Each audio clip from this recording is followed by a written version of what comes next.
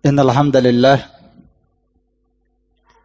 nahmaduhu ta'ala wa nasta'inuhu wa nastaghfiruh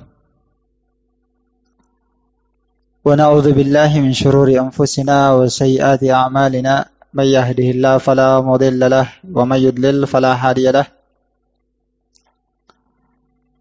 Ashhadu an la ilaha illallah wahdahu la syarika lahu wa ashhadu anna Muhammadan abduhu wa rasuluh.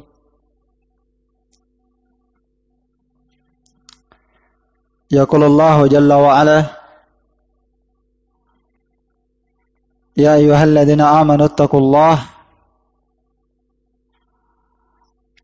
haqqa tuqatih wa la tamutunna illa wa antum muslimun. Wa qaluhu ta'ala ya ayyuhalladzina amanu taqullaha wa qulu qawlan sadida yuslih lakum a'malakum wa yaghfir lakum dhunubakum wa may yuti'illaha wa rasulahu faqad faza fawzan 'azima.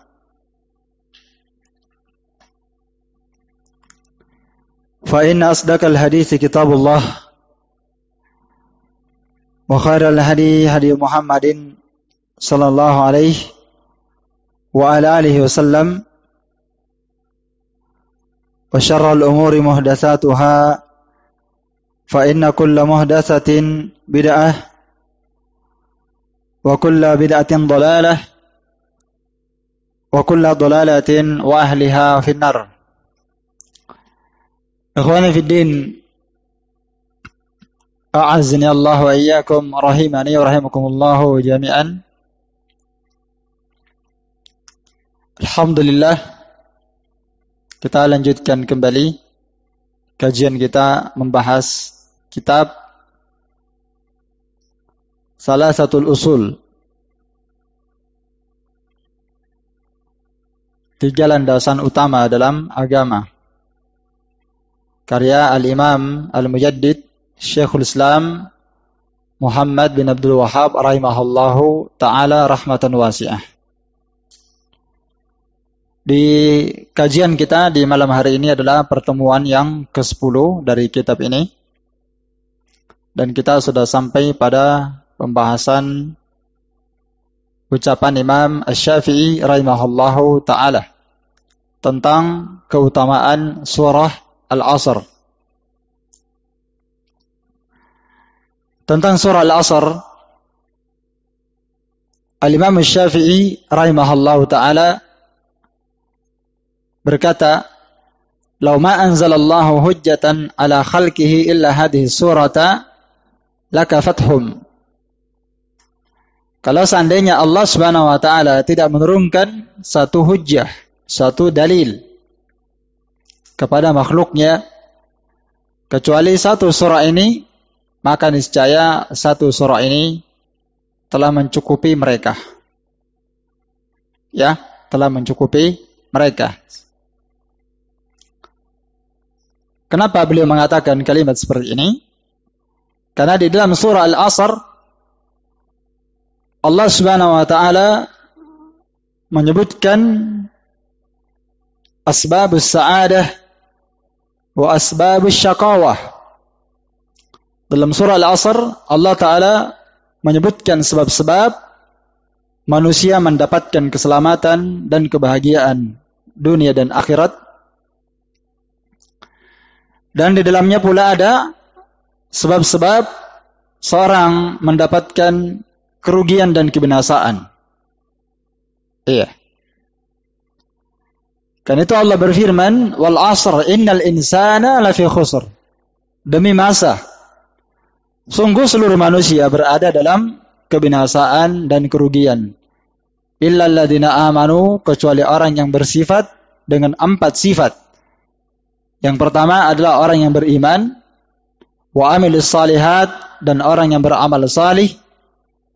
Yang ketiga mereka yang berdakwah di jalan Allah Subhanahu wa taala, wa tawasaw bil haq, dan yang keempat wa tawasaw bis sabr, mereka yang bersabar dalam menuntut ilmu, bersabar dalam beramal saleh, bersabar dalam berdakwah, bersabar di jalan Allah Subhanahu wa taala.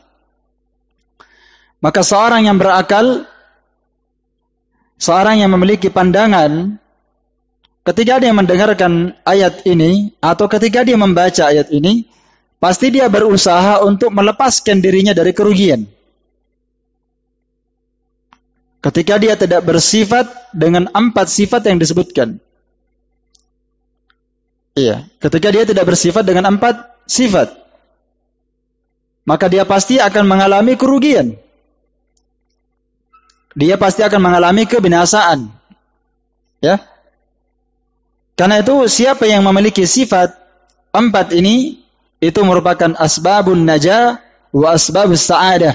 Itu merupakan sebab-sebab keselamatan dan sebab-sebab kebahagiaan dunia dan akhirat. Maka siapa yang menuntut ilmu agama, siapa yang mempelajari Islam dan sunnah, tafaqquh fid din, maka dia pasti selamat insyaallah dan dia pasti akan mendapatkan kebahagiaan. Dan siapa yang jahil terhadap agamanya dan dia tidak menuntut ilmu agama, maka dia akan mendapatkan kebinasaan dan kerugian. Yang kedua, siapa yang bersifat dengan sifat wa amilus salihat, dia beramal amalan saleh, maka dia pasti akan beruntung, dia pasti akan selamat insyaallah.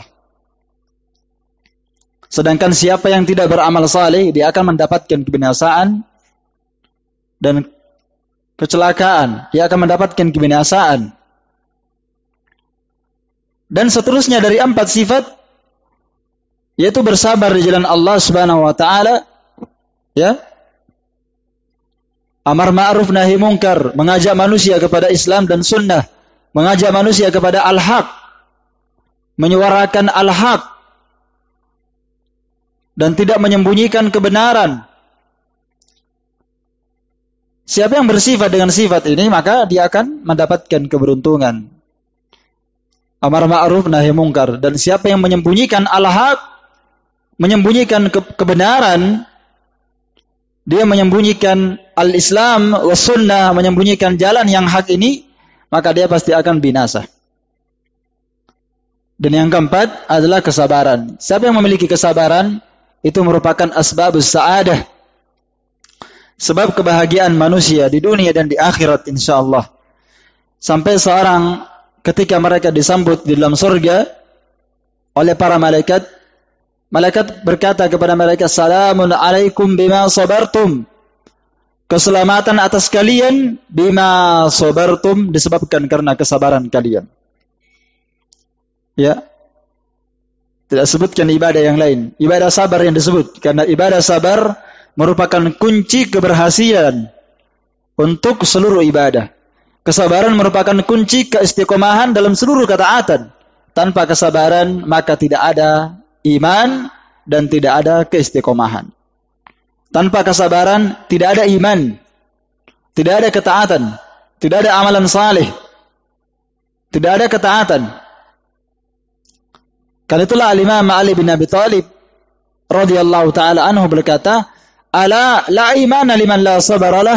Ketahuilah bahwa tidak ada iman bagi orang yang tidak punya kesabaran. Tidak bisa orang melakukan ketaatan tanpa sabar. Jadi surah ini di dalamnya ada apa? Asbabus sa'adah. Ya. Ada sebab-sebab orang mendapatkan keselamatan dan kebahagiaan. Dan di sampingnya ada pula penjelasan sebab-sebab orang mendapatkan apa? Kebinasaan dan kecelakaan ketika dia tidak bersifat dengan 4 sifat ini. Karena Allah Ta'ala telah bersumpah bahwa seluruh manusia berada dalam kerugian. Iya. Berada dalam kerugian. Karena itulah kata Asy-Syaikh Shalih Fauzan, Al-Quran dan Sunnah seluruhnya itu telah mentafsil 4 sifat ini. Merinci 4 sifat ini. Ya. Dan surah ini menjelaskan sebab-sebab as-sa'adah, kebahagiaan secara global. Ya. Secara global. Jadi seakan-akan di dalam surah ini, ikhwani fiddin, kata Asy-Syaikh Shalih Fauzan, seakan-akan surah ini ya telah menegakkan hujjah kepada seluruh makhluk bahwa jalan kebenaran, jalan keselamatan dan jalan kebahagiaan sudah dijelaskan kepada kalian wahai umat manusia. Ya. Al-Quran dan Sunnah telah mentafsil, menjelaskan hal itu. Seakan-akan surah ini menegakkan hujjah kepada manusia. Sehingga ya, tidak ada seorang pun yang berkata pada hari kiamat, ana la a'rif asbab as-sa'adah. Enggak ada seorang pun yang berkata pada hari kiamat, saya tidak tahu ini jalan kebahagiaan, saya tidak tahu ini jalan keselamatan. Saya tidak tahu ini diperintah, dilarang oleh syariat, padahal dia membaca surah yang ringkas ini. Nah, dan makna kalimat Al-Imam Syafi'i bahwa seandainya Allah tidak menurunkan satu ayat, satu hujjah, satu dalil kecuali surah ini, maka surah ini sudah cukup. Ini bukan maknanya bahwa kalam Imam Syafi'i ini bahwa satu surah ini telah mencukupi manusia untuk seluruh perkara agama, bukan. Ya. Tapi dalam perkara sebab-sebab mendatangkan kebahagiaan, sebab-sebab mendatangkan kecelakaan, itu sudah dijelaskan dalam ayat ini. Taib. Dan Al-Imam Ibn Qayyim rahimahullah ta'ala juga berkata, semisal dengan hal ini, Al-Imam Ibn Qayyim rahimahullah ta'ala berkata, Al-kamal an yakuna syakhsu kamilan fi nafsih wa mukammilan li ghairihi. Kesempurnaan manusia, ya, itu ada pada dua titik, ada pada dua perkara. Yang pertama, seorang menyempurnakan dirinya. Yang kedua, dia menyempurnakan orang lain. Nah, ini manusia yang paling sempurna. Dia menyempurnakan dirinya dan menyempurnakan orang lain. Adapun seorang menyempurnakan dirinya, itu nanti bisa tegak jika dia ada dua pondasi.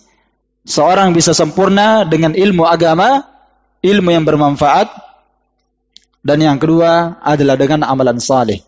Dengan dua perkara inilah seorang bisa menyempurnakan dirinya dengan ilmu dan amalan saleh. Dan yang kedua, manusia menyempurnakan orang lain juga dengan dua. Dengan berdakwah di jalan Allah Subhanahu wa taala, mengajak mereka kepada kebaikan dan mengingkari kemungkaran yang mereka perbuat. Itu cara menyempurnakan orang lain, menyeru manusia. Karena agama ini memang tegak dengan al-ilmu, dengan dakwah ila Allah. Dan yang kedua, saling berwasiat kepada apa? Kesabaran. Iya. Maka surah ini, kata Al-Imam Ibn Qayyim, bersamaan dengan ikhtisarnya, bersamaan dengan ringkasnya, bersamaan dengan itu, surah ini merupakan surah yang paling ajma'. Surah dalam Al-Quran yang paling mengumpulkan jenis-jenis kebaikan dengan segala sisinya. Karena coba kita bayangkan ya, surah ini mengumpulkan penjelasan tentang ilmu agama, pentingnya ilmu. Yang kedua, surah ini menjelaskan tentang pentingnya apa? Amalan salih. Yang ketiga, surah ini menjelaskan tentang pentingnya amar ma'ruf nahi mungkar, menjelaskan al-haq kepada makhluk. Menjelaskan pada mereka kemungkaran dan kebatilan, kesyirikan, bid'ah. Ya. Yang keempat, ayat ini juga menjelaskan tentang pentingnya apa?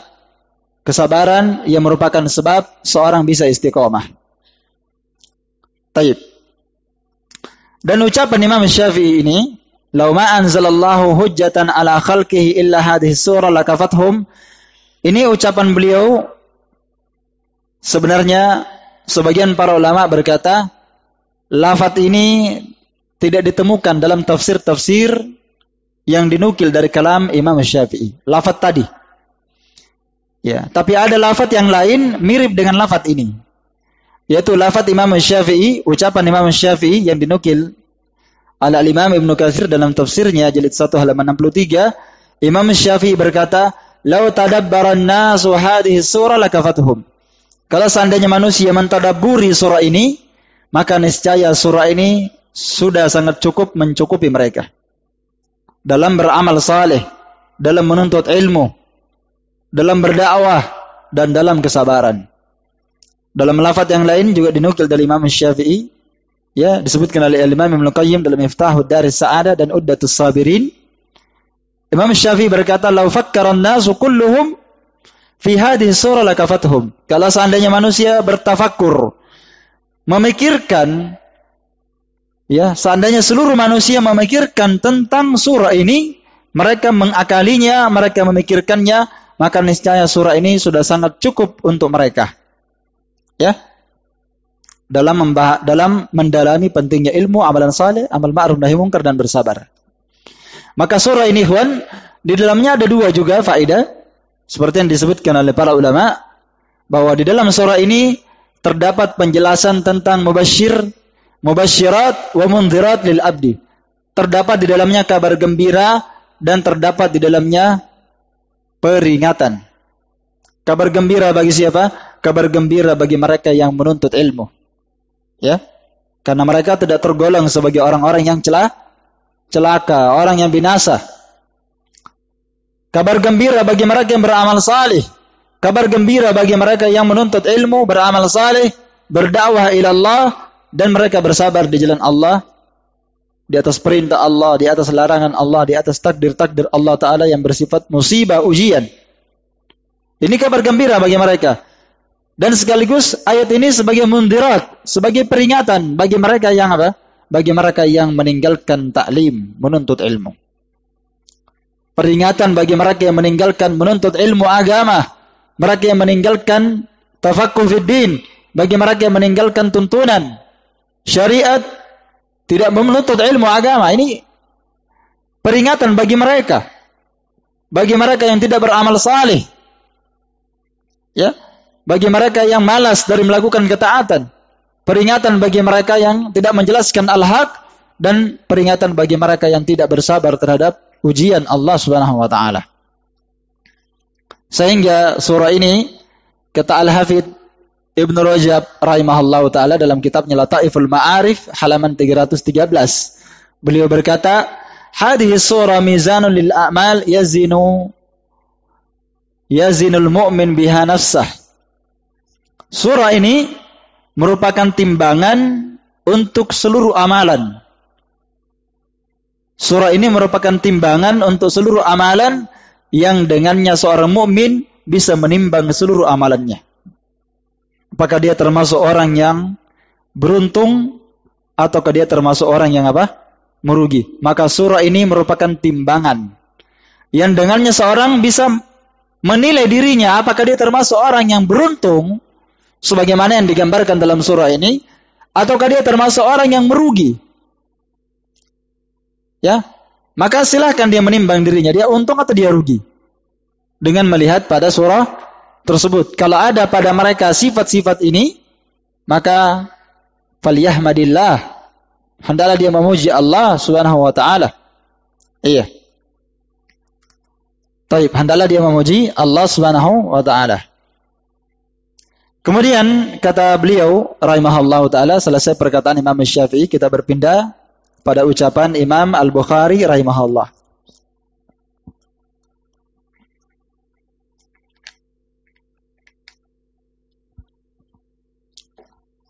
Wa qala Al-Bukhari rahimahullahu ta'ala, bab al-ilmu qabla al-qawli wal amal. Wa dalilu qawluhu ta'ala, fa'lam annahu la ilaha illallah wastaghfir li dhanbik walil mu'minin. Fabada'a bil ilmi qabla al-qawli wal amal. Sebelum beliau berpindah kepada muqaddimah yang kedua, Asy-Syaikh Muallif rahimahullah ta'ala menyebutkan kalam Al-Imam Al-Bukhari yang sangat terkenal, penjelasan tentang pentingnya ilmu sebelum beramal. Pentingnya seorang belajar sebelum dia melakukan ketaatan, mendekatkan diri kepada Allah. Kata Imam Al-Bukhari rahimahullah ta'ala, bab al-ilmu, wajibnya berilmu sebelum berucap dan sebelum beramal. Amalan kan terbagi dua, ada amalan lisan, ya, dan ada amalan anggota badan. Amalan lisan dikatakan ucapan, amalan anggota badan dikatakan amalan biasa, ya, anggota badan. Jadi Imam Al-Bukhari menjelaskan bahwa bab wajib seorang berilmu sebelum dia berucap, sebelum dia beramal. Kenapa seorang wajib dia berilmu sebelum dia beramal? Supaya dia menyembah Allah, beribadah kepada Allah Ta'ala ala basirah, supaya dia menyembah Allah Ta'ala di atas ilmu. Supaya dia menyembah Allah Ta'ala di atas basirah, di atas pengetahuan. Di atas pengetahuan. Karena itu wajib berilmu sebelum beramal. Asy-Syaikh Shalih Fauzan berkata, "Li'anna al-amal la yanfa illa idza kana mabniyan 'ala al-'ilm." Karena amalan itu tidaklah bermanfaat apabila amalan tersebut tidak dibangun di atas ilmu.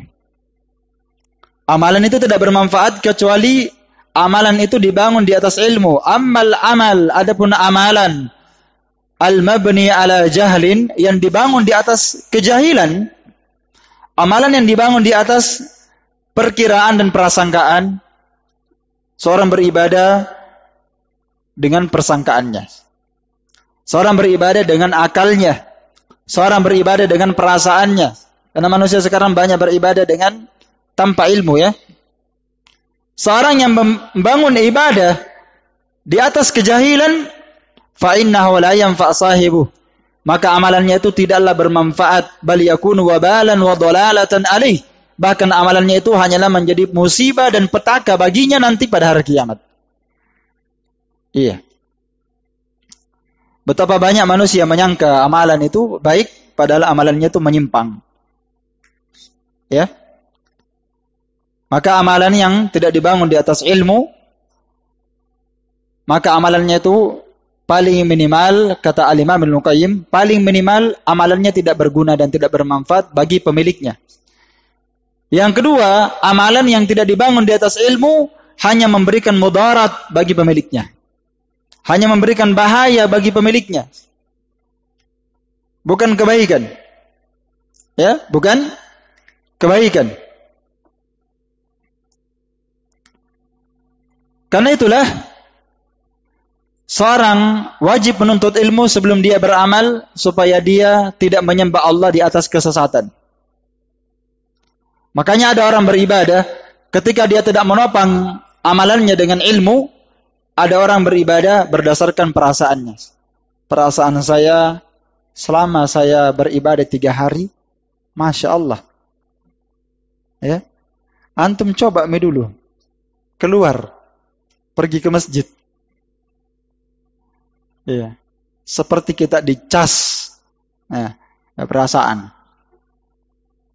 Ada orang beragama berdasarkan akal. Apa yang cocok dengan akalnya maka dia kerjakan. Kalau tidak cocok maka dia tinggalkan. Dan ada manusia yang beribadah berdasarkan nafsu. Kalau dia suka maka dia ikut. Kalau nafsunya tidak mendukung maka dia tinggalkan. Maka mereka ini adalah orang yang menyembah nafsunya, bukan menyembah Allah. Orang yang beribadah dengan perasaan, hakikatnya mereka menyembah perasaannya dibandingkan Allah. Bukan mendahulukan keridhaan Allah, tapi mendahulukan keridhaan dirinya sendiri. Iya. Kalau seorang itu jujur, harusnya dia mentaati Allah Ta'ala. Ikuti dalil. Ya, jangan seorang mengikuti nafsu, mengikuti akal, mengikuti perasaan. Ya, mengikuti dan mentaati syaitan. Kita beribadah bukan karena mengikuti dan mentaati syaitan. Iya. Baik. Maka kullu amalin la yaquduhu al-ilm fahuwa dararun ala sahibi. Setiap amalan yang tidak dituntun oleh ilmu, maka amalan tersebut mudarat bagi pemiliknya. Sebagaimana kata Al-Imam Ibnu Qayyim dalam kitabnya Miftahud Daris Sa'adah, jilid 1 halaman 85, beliau berkata, Al-ilmu imamul amal wa qaidun lahu. Ilmu itu merupakan imamnya amalan. Ilmu merupakan imamnya apa? Amalan, wa qaidun lahu, dan ilmu itu yang akan menuntun amalan. Ya, itu syarat ya. Jadi ilmu itu adalah imam. Ya, gimana kalau ada makmum mendahului imam? Maka pasti salatnya rusak. Bisa batal salat. Seorang mendahului imam. Ya. Ama yakhsha alladhi yarfa'u ra'sahu qabla al-imam, ya, ayyuhawwilallahu ra'sahu ra'sa himar. Tidakkah takut dan khawatir orang yang mendahului imam dalam mengangkat kepala? Ya. Dia mendahului imam dalam mengangkat kepalanya kalau salat, ya. Jangan sampai kepalanya, kata Nabi, dirubah menjadi kepala keledai. menjadi kepala binatang. Haram mendahului imam, maka demikian pula ilmu muqaddam dikedepankan dibandingkan amalan. Amalan itu harus dituntun oleh ilmu. Wal amalu tabi'un lahu wa mu'tamun bih. Dan amalan itu tabi, mengikuti ilmu. Dan amalan itu bermakmum kepada ilmu. Ilmu harus dikedepankan. Fakullu amalin, kata Al-Imam Ibnu Qayyim, maka setiap amalan yang tidak berada di belakangnya ilmu, setiap amalan yang tidak berada di belakang ilmu, maksudnya amalannya dulu baru dia tidak belajar, beramal yang penting beramal.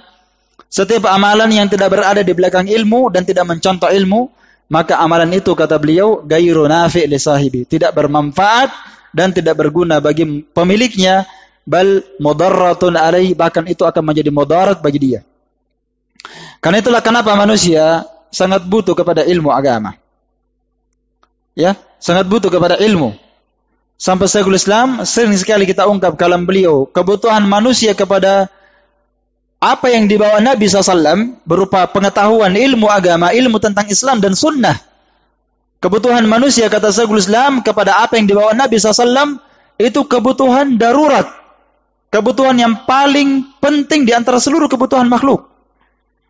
Dan kebutuhan manusia, kata Syekhul Islam, kebutuhan manusia untuk ittiba kepada Nabi SAW, untuk mengikuti jalannya Nabi SAW, itu kebutuhannya darurat. Lebih mengalahkan kebutuhan mereka dibandingkan makan dan minum, dan lebih dibutuhkan dibandingkan nafas terhadap udara.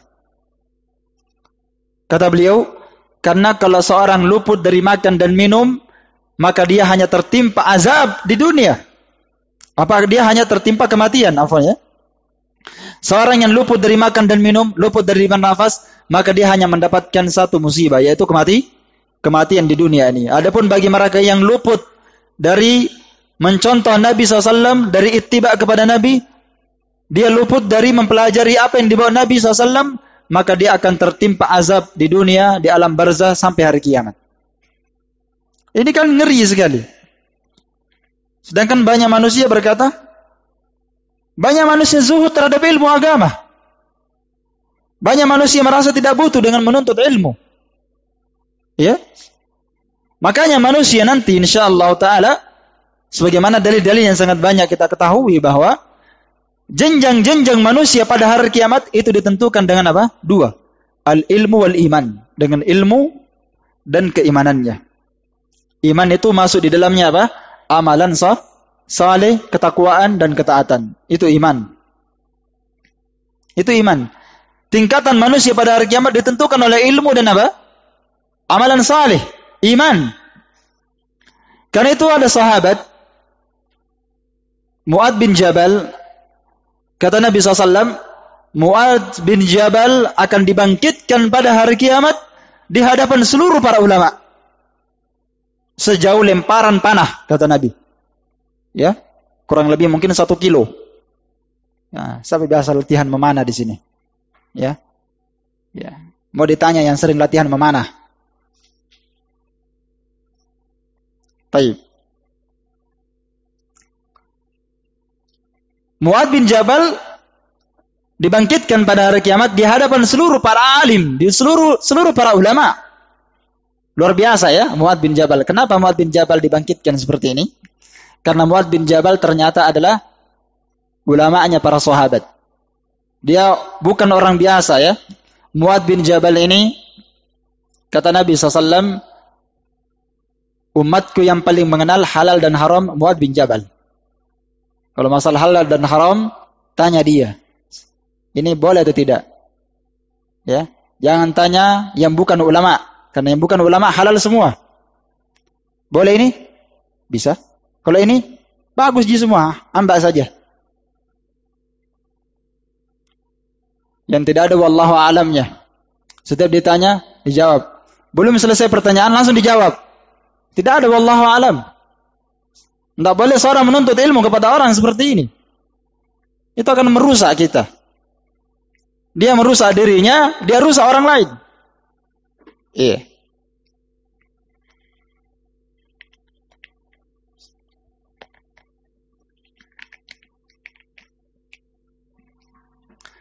Maka seorang itu sangat butuh kepada ilmu agama, sangat butuh untuk mencontoh Nabi SAW. Tingkatan manusia pada hari kiamat itu ditentukan oleh ilmu agama. Seperti sahabat Mu'ad bin Jabal, karena keistimewaan beliau tentang ilmu. Dan sahabat Mu'ad bin Jabal ini bukan orang sembarangan, karena dia diutus ke Yaman untuk mendakwahi orang-orang Yahudi dan orang Nasrani. Kan Mu'ad bin Jabal itu yang diutus. Ya, satu orang ini bisa seimbang dengan 1000 orang. Satu orang diutus saja. Antum pergi ke Yaman. Yaman waktu itu banyak ahli kitab, Yahudi dan Nasrani.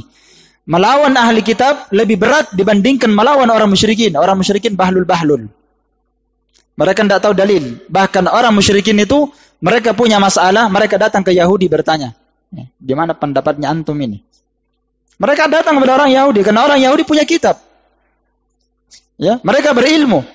Cuma mereka ini berilmu tapi tidak diamalkan. Mereka lebih rusak dibandingkan musyrikin. Orang berilmu rusak lebih berbahaya dibandingkan orang jahil. Seperti orang musyrikin kan? Orang Yahudi rusak dalam kondisi dia tahu al-haq. Dia tahu kebenaran, lalu dia tinggalkan kebenaran itu. Iya. Makanya manusia itu sempurna, kata Al-Imam Ibnu Qayyim, dengan 2. Dengan pengetahuan yang dia ketahui, al-haq, Quran dan Sunnah, ilmu agama dia ketahui. Kemudian yang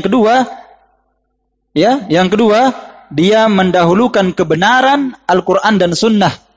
Dia mengedepankannya, dia mengamalkannya, dan tidak dia menyelisihinya. Karena 2 perkara inilah seorang dikatakan mendapatkan hidayah, petunjuk. Karena tidak semua orang berilmu bisa beramal.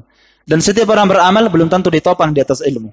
Maka siapa yang berada di atas 2 hal ini, ilmu dan amalan, maka dialah yang dimasukkan dalam firman Allah Ta'ala, ihdinas siratal mustaqim. Para ulama menafsirkan ayat ini, ya Allah berikanlah kepada kami hidayah di atas as-siratal mustaqim. Para ulama menafsirkan yang diinginkan mereka yang berada di atas as-siratal mustaqim, mereka yang mengumpulkan 2 sifat, al-ilmun nafi wal amal salih. Mengumpulkan ilmu yang bermanfaat, dia menuntut ilmu, yang kedua dia beramal saleh. Mereka yang berada di atas as-siratal mustaqim. Ghairil maghdubi alaihim, bukan jalannya orang dimurkai, mereka yang mengumpulkan satu saja, mengumpulkan ilmu, kemudian dia menyelisihi ilmunya. Mereka lah orang dimurkai, Yahudi dan semisal mereka. Waladhdallin, dan bukan jalannya orang-orang yang sesat. Siapa orang yang sesat? Yaitu mereka yang beramal, beribadah, taat, tapi dia jahil. Mereka lah orang Nasrani. Makanya Al-Imam Sufyan ibn Uyainah rahimahullah ta'ala, ya, barang siapa yang menyimpang min ulama'ina, man fasada min ulama'ina fafihi syabahun minal yahud. Barang siapa yang menyimpang dari orang yang alim dari umat Islam, siapa yang menyimpang dari orang-orang yang berilmu dari umat Islam, maka dia pasti punya kemiripan dengan orang Yahudi. Dan siapa yang menyimpang dari umat Islam, ya, dari kalangan ahli ibadah, dari kalangan orang yang rajin beribadah, tapi dia sesat dan menyimpang, maka dia punya kemiripan dengan siapa? Orang Nasrani, yaitu mereka gemar beribadah, tidak peduli aturan syariat. Iya. Maunya beribadah saja, tidak mau belajar. Ini perkataan Al-Imam Al-Bukhari rahimahullah ta'ala luar biasa ya. Maka martabatul ilmi muqaddamatun ala martabatil amal. Jenjang ilmu wajib dikedepankan sebelum beramal dibandingkan jenjang amalan. Karena ilmu itu, nah ini kalimat bagus juga, dicatat, penting. Maka ilmu itu kata para ulama merupakan syartun fi sihhatil qauli wal amal. Ilmu itu merupakan syarat keabsahan seluruh ketaatan, ucapan dan amalan. Jadi syarat benarnya ucapan dan amalan, syarat benarnya amalan seseorang, syarat diterimanya amalan seseorang adalah apa? Ilmu. Tidak bisa orang benar amalannya dan tidak mungkin diterima amalan kalau dia tidak membangun amalannya di atas ilmu agama. Iya. Jadi syarat keabsahan benarnya sebuah amalan itu tergantung pada ilmu. Fala yu'taddu bihi ma illa bihi, maka segala ketaatan, ucapan dan amalan tidak dianggap dan tidak diperhitungkan kecuali dengan ilmu agama. Jangan kita beribadah di dalam kondisi kita bodoh dan jahil. Makanya sering kita dengarkan ucapan dan ungkapan as-salafus salih. Di antaranya adalah para sahabat. Di antaranya adalah sahabat Abdullah bin Mas'ud. Kata beliau, iktisadan fi sunnah khairun ya min ijtihadin fil bid'ah. Seorang beramal di atas sunnah meskipun amalannya iktisad sedikit kurang. Yang penting tepat di atas sunnah, tepat di atas petunjuk syariat, sesuai petunjuk dalil sunnah Nabi SAW, itu jauh lebih baik di sisi Allah, lebih besar pahalanya di sisi Allah ketimbang amalan yang besar, amalan yang banyak, tapi tidak ditopang di atas ilmu. Iya, makanya syariat ini memandang bukan banyaknya apa? Amalan, tapi benarnya amalan tersebut. Kalau masalah banyak-banyak, orang Yahudi juga beribadah. Orang Nasrani juga beribadah. Bahkan orang musyrikin beribadah. Bahkan Khawarij juga beribadah. Khawarij beribadah. Sampai Nabi berkata, ya, wa tuhkiruna salatakum inda salatihim. Kalian merendahkan salat kalian di hadapan salatnya Khawarij. Salatnya Khawarij lebih banyak dibandingkan salatnya sahabat. Nabi yang berkata seperti itu. Kalian merendahkan bacaan Qur'annya kalian di hadapan baca Qur'annya mereka. Orang Khawarij lebih kuat baca Qur'an dibandingkan sahabat. Nah, itu hadisnya. Kalau mereka baca Qur'an, kalau mereka salat, mereka menangis. Sampai ketika sahabat Ibnu Abbas datang di tempat mereka yang bernama Al-Hawra. Belum lagi sahabat Ibnu Abbas sampai di tempat mereka. Belum lagi sahabat Abdullah bin Abbas sampai di tempat mereka. Masih kejauhan. Sudah kedengaran seperti suara lebah sedang membaca Al-Quran. Dari jauh itu. Baca Quran semua seperti santri. Ribut seperti lebah. Apa kata sahabat Abdullah bin Abbas? Dari jarak jauh dia dengarkan mereka baca Quran. Ibadahnya orang Yahudi lebih banyak dibandingkan mereka. Tapi bukan masalah banyak di sini. Bukan masalah apa? Banyak-banyakan bukan. Tapi masalah apa? Masalah benarkah tidak amalan mereka? Mereka di atas bid'ah. Maka beruntunglah seorang berada di atas sunnah. Iya, makanya para ulama itu senantiasa bersyukur kepada Allah Ta'ala. Sampai sebagian di antara mereka berkata, saya tidak tahu mana nikmat Allah yang paling besar yang Allah berikan kepada aku. Nikmatul Islam ataukah nikmat berada di atas sunnah. Karena setiap orang yang berada di atas Islam belum tentu jalannya benar. Ya kan? Belum tentu dia berada di atas sunnah. Karena itu benarlah kata Al-Imam Ahmad dan juga diucapkan oleh Al-Imam Ibnu Qayyim bahwasannya kuburan ahlu sunnah yang fasik itu seperti apa? Seperti taman dari taman-taman surga. Sedangkan kuburan seorang yang ahli ibadah, zuhud terhadap dunia, bahkan meninggalkan dunia fokus ibadah, tapi dia di atas bid'ah, maka kuburannya bagikan jurang dari jurang neraka. Masalah akidah kita. Maka seorang ahli sunnah hendaklah dia menuntut ilmu akidah, kemudian dia membenarkan amalannya di atas akidah itu. Karena mereka kalau meninggal seperti yang dikatakan oleh Imam Ahmad, ya, ketika dikatakan kepada Imam Ahmad, ada seorang berkata di sampingnya, ya, dia berkata, "Man mata 'alal Islam wa sunnah, mata 'alal khair." Siapa yang meninggal di atas Islam dan sunnah, maka dia pasti meninggal di atas kebaikan. Kata Imam Ahmad, uskut, diam antum. Ya.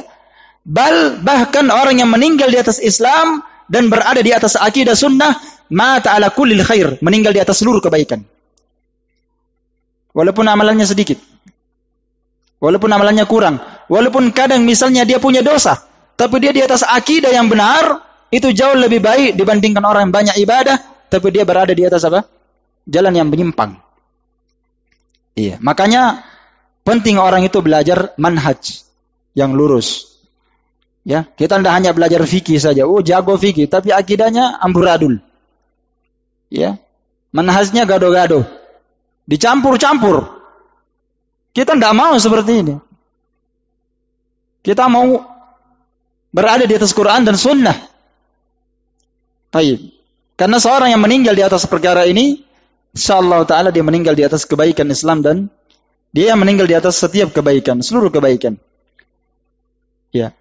Sebagaimana ilmu merupakan syarat benarnya sebuah amalan, syarat syahnya sebuah amalan, karena amalan itu nanti menjadi syah, nanti menjadi benar, nanti menjadi syah, ya. Taib, nanti menjadi diterima amalan tersebut jika ditopang di atas ilmu. Yang kedua, demikian pula ilmu itu dialah yang meluruskan amalan. Apa dialah yang meluruskan niat. Itu jadi antara faedah ilmu agama. Dia meluruskan niat, meluruskan maksud dan tujuan manusia. Iya. Dialah yang membenarkan niat manusia. Karena kalau seorang punya ilmu, maka pasti niatnya bagus. Pasti niatnya apa? Pasti niatnya bagus. Kalau orang punya ilmu agama. Makanya ketika Nabi SAW menyebutkan innamad dunya li arba'i nafar. Dunia ini untuk 4 jenis golongan manusia. Dunia ini untuk 4 jenis golongan manusia, kata Nabi SAW. Ya. Adapun yang pertama, ya, seseorang yang ruziqa fihi malan wa ilman. Seorang yang diberikan rezeki harta dunia dan rezeki berupa ilmu agama. Karena semua itu rezeki namanya. Ya. Ilmu agama rezeki juga. Nikmat dunia rezeki juga namanya. Ya. Karena harta, ilmu agama, harta dunia dan segala kemegahannya dan kenikmatannya, ilmu dunia, harta dan ilmu agama dan akhlak. 3 ini itu semuanya murni rezeki dari Allah Subhanahu wa taala. Allah membagikan manusia bertingkat-tingkat. Makanya harta dunia ada orang diberikan banyak, ada yang sedikit. Ya kan? Bertingkat-tingkat manusia dalam urusan harta dunia. Demikian pula ilmu agama, rezeki dari Allah Subhanahu wa taala. Manusia bertingkat-tingkat diberikan ilmu. Ada yang ilmunya sangat banyak, ada yang ilmunya setengah, ada ilmunya sedikit, bahkan ada orang yang hampir tidak punya ilmu. Juhala tingkat kuadrat. Jahil murakkab. Siapa dia? Yaitu seorang yang juhala, jahil, kemudian dia menyangka dirinya sebagai seorang yang alim. Ini manusia yang paling susah dihadapi. Sudah dia bodoh, lalu dia menganggap dirinya orang paling pintar. Wah, jangan antum berdebat dengan dia, antum pasti kalah. Iya. Dan yang ketiga, akhlak. Akhlak juga itu adalah rezeki dari Allah Ta'ala. Ada orang diberikan akhlak yang sangat baik. Itu pemberian Allah Ta'ala. Ada orang yang memang tabiatnya, akhlaknya bagus. Dikasih akhlak yang Masya Allah. Ya, luar biasa. Ada juga orang yang akhlaknya biasa-biasa, standar-standar. Ada juga yang memang orang tidak punya akhlak sama sekali. Ya, seperti Badui misalnya ya. Tidak punya aturan dia. Kalau mau kencing, langsung kencing di masjid. Seperti Arab Badui di zaman Nabi SAW. Masuk masjid langsung kencing. Tidak salam, tidak apa-apa. Langsung kencing saja. Baik. Jadi ilmu ini merupakan apa? Syarat benarnya amalan, ya, syarat yang menjadikan amalan menjadi syah, dan ilmu ini juga dialah yang akan meruskan niat kita. Sebagaimana hadis yang saya sebutkan tadi, dunia ini diberikan kepada 4 jenis golongan. Yang pertama, orang yang diberikan ilmu agama dan apa? Rezeki dunia. Kemudian dengan rezeki yang Allah berikan kepada dia, dia memberikan apa? Dia menyumbangkannya di jalan Allah Ta'ala. Dia tahu haknya Allah. Dia keluarkan kewajibannya dari harta itu. Dia sambung silaturahimnya. Dan dia belanjakan hartanya di jalan yang baik. Di jalan yang Allah Ta'ala izinkan. Maka kata Nabi, fahuwa a'lal manazil. Dia adalah golongan manusia yang paling terbaik. Makanya manusia, kalau dia menuntut ilmu lalu dia diberi harta, itu orang yang paling bagus. Ketika hartanya digunakan di jalan apa?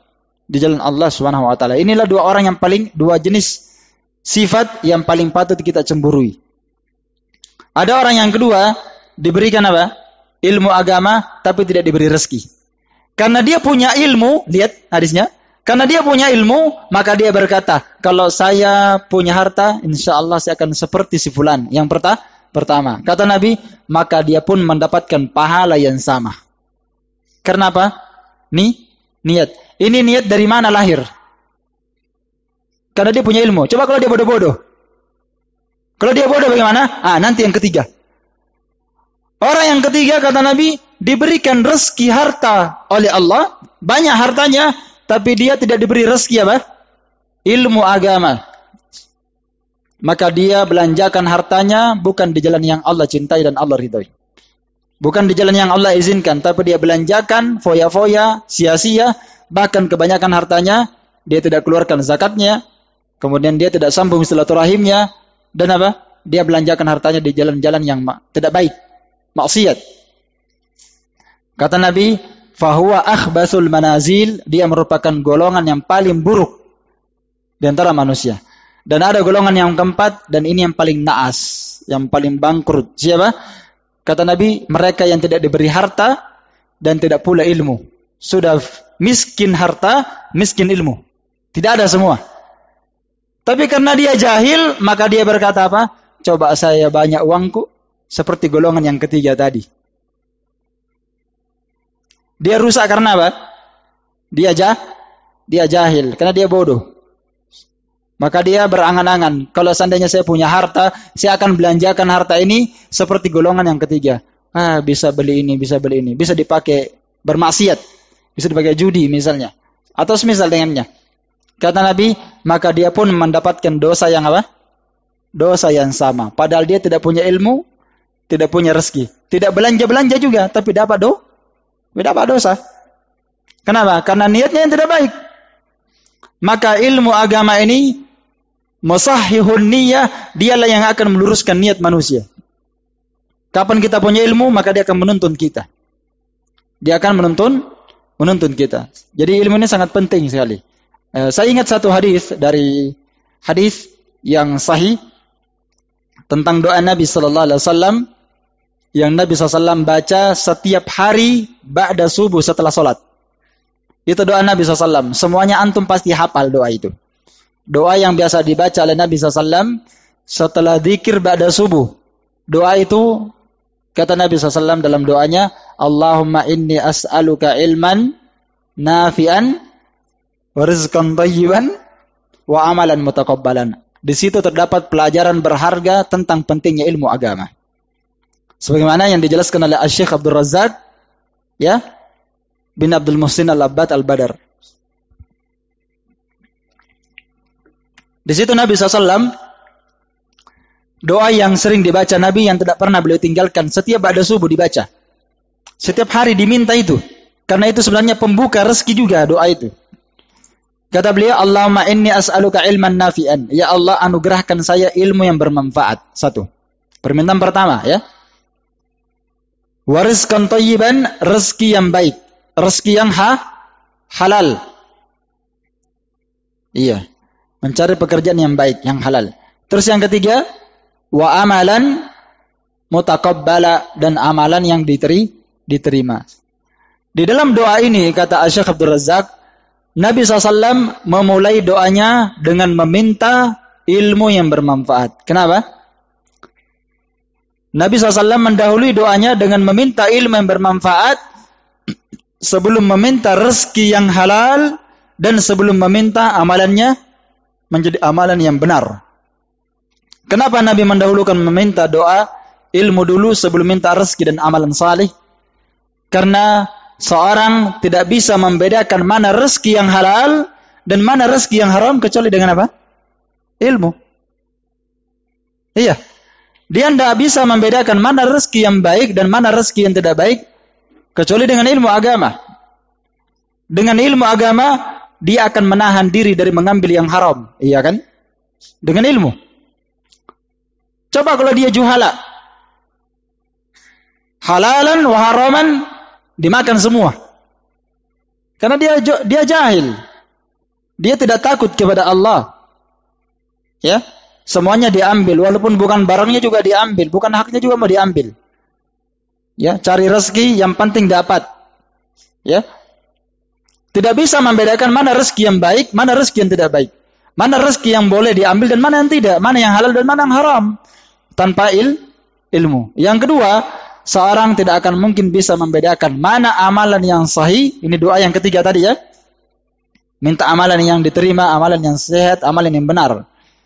Tidak bisa kita membedakan mana amalan yang benar dan mana amalan yang salah.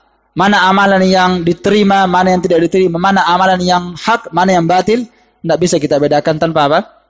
Ilmu agama. Maka ilmu agama ini adalah perkara yang paling terpenting sebelum kita meminta yang lainnya.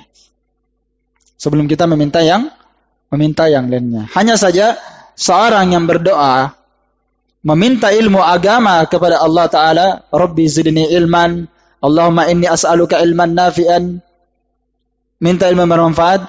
Seorang ketika dia berdoa meminta ilmu agama, maka hendaklah dia harus duduk di majlis. Karena tempat mendapatkan ilmu, itu asalnya kata para ulama di majlis ilmu. Di situ didapatkan ilmu asalnya. Bukan di buku, bukan. Nanti akan datang nanti. Syekh Shalih Fauzan memberikan nasihat tentang hal ini. Tidak boleh seorang itu menuntut ilmu, belajar sendiri dari buku. Tidak boleh. Karena bahayanya lebih banyak dibandingkan maslahatnya, kata para ulama. Tapi tidak mengapa dia beli buku, dia baca. Kalau ada muskilah yang dia kurang paham, harus dia tanyakan. Betapa banyak manusia yang membaca buku yang sama. Ya, bukunya sama. Misalnya majalah yang di dalamnya terdapat sunnah, ya. Misalnya majalah An-Nasihah, ya, misalnya. Bagus bukunya. 3 orang yang baca. Nanti ternyata pemahamannya A berbeda dengan pemahamannya B. Dan berbeda dengan pemahamannya si C. Karena cara dia menangkap berbeda. Padahal yang dia baca referensinya sama. Nanti ada yang berkata halal. Yang satunya berkata apa? Haram. Karena dia tangkap lain. Dan itu membahayakan dia. Bukan artinya tidak boleh seorang apa? Beli buku, bukan. Tapi seorang yang menjadikan bukunya sebagai gurunya, maka itu lebih berbahaya. Man kana kutubuhu syekhuhu kana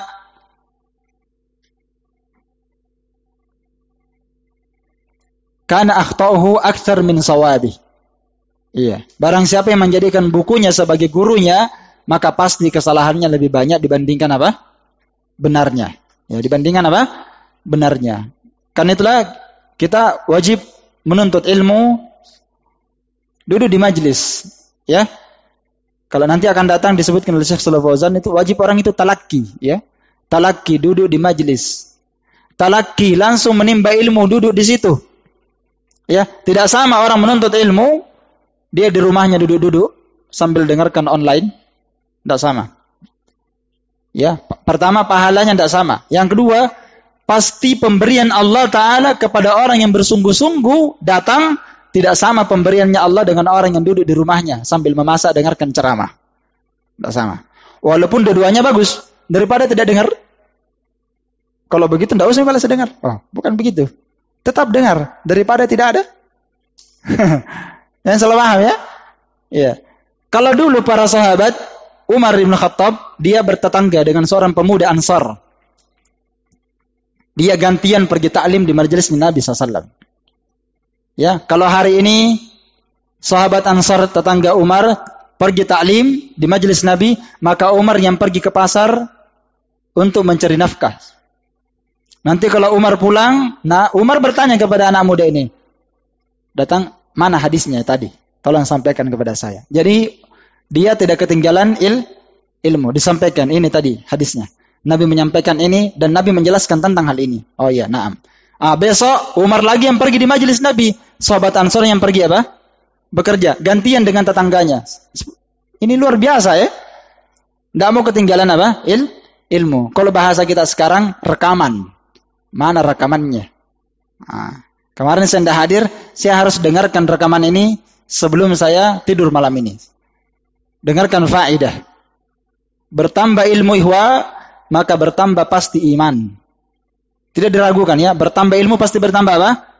Iman. dan pasti bertambah pahala jika kita ikhlas karena Allah. Jika kita ikhlas karena Allah, dan tidak sama itu orang yang bersungguh-sungguh dengan orang yang setengah kesungguhannya. Orang yang betul-betul bersungguh-sungguh jujur mencari ilmu, pasti dia lebih mendapatkan kebaikan, mendapatkan tambahan pemahaman, tambahan ilmu, tambahan iman dibandingkan orang yang setengah, apalagi yang kurang setengah. Iya. Baik, jadi harus kita bersemangat. Walladzina jahadu fina lanahdiyannahum subulana. Orang-orang yang bersungguh-sungguh di jalan kami, kata Allah, kami akan berikan mereka hidayah di jalan-jalan kami pula. Wallahu taala alam bisawab. Jadi insyaallah kita sudah menyelesaikan muqaddimah yang pertama. Maka pada pertemuan akan datang kita akan lanjutkan muqaddimah yang kedua.